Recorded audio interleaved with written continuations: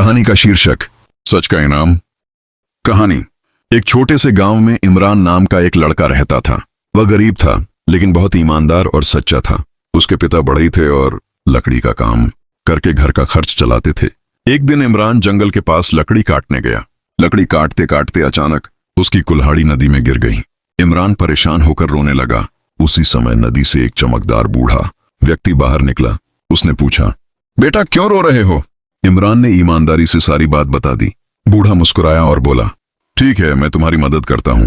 पहले उसने सोने की कुल्हाड़ी निकाली और पूछा, क्या यह तुम्हारी है? इमरान ने तुरंत कहा, नहीं, मेरी कुल्हाड़ी लोहे की थी। फिर बूढ़े ने चांदी की कुल्हाड़ी दिखाई। इमरान ने फिर इनकार किया। अंत में उसने लोहे की कुल्हाड़ी निकाली।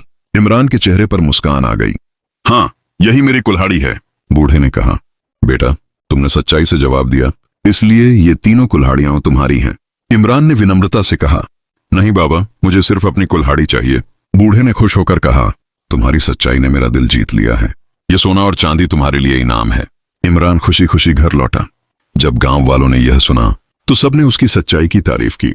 उस दिन से गांव में सब बच्चों को यही सिखाया जाने लगा, सच बोलने वाला कभी खाली हाथ नहीं रहता। सीख, मॉरल, सच्चाई हमेशा सफलता और इज्जत का रास्ता दिखाती है। झूठ थोड़े समय के लिए फायदा देता है, लेकिन सच्चाई स्थायी सम्मान दिलाती है।